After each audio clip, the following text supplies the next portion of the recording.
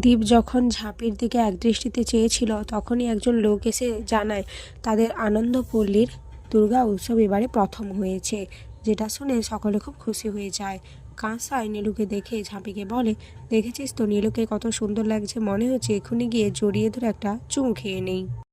এরপর দীপ আর নীলুর মধ্যে ঢাক বাজানোর কম্পিটিশান হয়, কিন্তু দুজনে এমনভাবে ঢাক বাজাচ্ছিল যেন রেষারেষি চলছে দুজনের মধ্যে।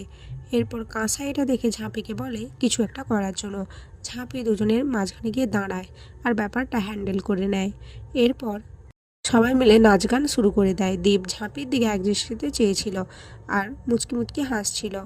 এরপর দীপের বোনরা এসে দীপকে ঝাঁপির কাছে নিয়ে যায়, যেখানে ঝাঁপি নাচ করছিল। এরপর দীপও ঝাঁপির সাথে যোগ দেয় নাচ গানে। এদিকে সেই লোকটা দীপকে টেনে নিয়ে আসে।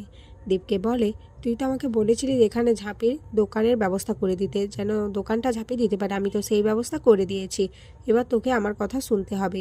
দীপ বলে, ঠিক আছে, কি কথা বলো। এরপর দীপকে লোকটা যে কথাটা বলে সেটা শুনে দীপ বলে, তুমি যে আমাকে শেষ করে দিলে, একেবারে আমি ফেঁসে গেলাম।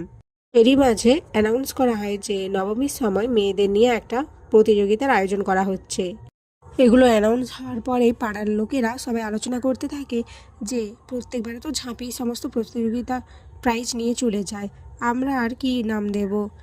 ইন দীপের মা এগুলো শুনে একদমই ভালো লাগছিল না। দীপের কাছে এসে বলে, ঝাঁপিকে টক্কর দেওয়ার মতো আমাদের তো ইনকা রয়েছে, আমি জানি ইনকা পারবে। এরপর আবার অ্যানাউন্স হয় যে দীপকে এই প্রতিযোগিতার জাজ হতে হবে। দীপ মনে মনে ভাবে, আমি কোন ফ্যাসাদে ফেঁসে গেলাম, এবার আমি কি করে এখান থেকে বের হব।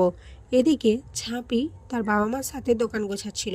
ঝাঁপি বলে তার বাবাকে যে প্রতিযোগিতার ফার্স্ট প্রাইজ মিক্সি, আর আমাদের মিক্সিটা তো খারাপ হয়ে গেছে, তাই আমাকে যে করেই হোক প্রতিযোগিতার জিততে হবে, আর ওই মিক্সিটা আমাকে পেতেই হবে। এদিকে ঝাঁপি একটা ডেস্ক হাতে করে নিয়ে যাচ্ছিল, কিন্তু ব্যালেন্স রাখতে না পেরে পড়ে যেতে লাগছিল। তখনই দেব এসে ঝাঁপিকে ধরে ফেলে আর বলে, আমি বারবার বলেছিলাম যে এত ভারী কাজ তুই করিস না, দেখলি তো। আচ্ছা দাঁড়া, আমি একটা রিক্সা ডেকে দিচ্ছি। ঝাঁপি বলে, না রিক্সা রাখতে হবে না, আমি পারবো। তখন দেব বলে, না তাহলে আমি নিয়ে যাচ্ছি। ঝাঁপি বলে, কিন্তু মা যদি দেখতে পায় তাহলে কিন্তু আবার একটা অশান্তি লাগবে।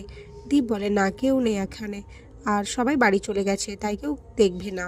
এরপর ঝাঁপি বলে, আচ্ছা দীপদা, তোমার মনে আছে 5 বছর আগে এরকমই এক সন্ধ্যা পূজায় তুমি আমাকে একটা কথা বলেছিলে। দীপেরও পুরনো স্মৃতিগুলো মনে পড়তে থাকে, কিন্তু সেটা ঝাঁপিকে বুঝতে দেয় না। এরপর এগিয়ে চলে সামনের দিকে। ঝাঁপি বলে, তুমি অনেক বদলে গেছো দীপদা, ইনকার সাথে তোমার ব্যবসা হওয়ার পর থেকেই তুমি অনেক বদলে গেছো। দীপ বলে, না ইনকার সাথে আমার যোগাযোগ হওয়ার পর থেকে আমি বদলে যাইনি, বদলে গেছি তোর এই রূপ দেখে। তুই আগে কত ভালো ছিলিস ঝাঁপি, এখন তুই সংসারের মায়ায় জড়িয়ে গেছিস, তোকে এই রূপে দেখলে আমার ভয় লাগে, তোর হাতে শাখা পলা সিঁদুর এগুলো দেখলেই আমার ভয় লাগে। ঝাঁপি বলে, আমি তোমাকে আগেও বলেছি দীপদা যে এগুলো নিয়তি, আমি এর পিছনে কোনো হাত রাখিনি, আর আমার কোনো দায়ও নেই। দীপ বলে, না এর পিছনে তুইই দায়ী। এরপর ঝাঁপি প্রসঙ্গ এড়িয়ে চলে যায় আর বলে, কালকে আমাকে অনেকগুলো রান্না করতে হবে, তারপর আমি প্রতিযোগিতায় নাম দেব। দীপ এটা শুনে বলে, আমি কোন ফ্যাসাদে পড়ে গেলাম, কাল তো মা বললো ইনকাও নাম দেবে, এখন আমি কি করব। আর এখানে আজকের পর্ব শেষ হয়ে যায়।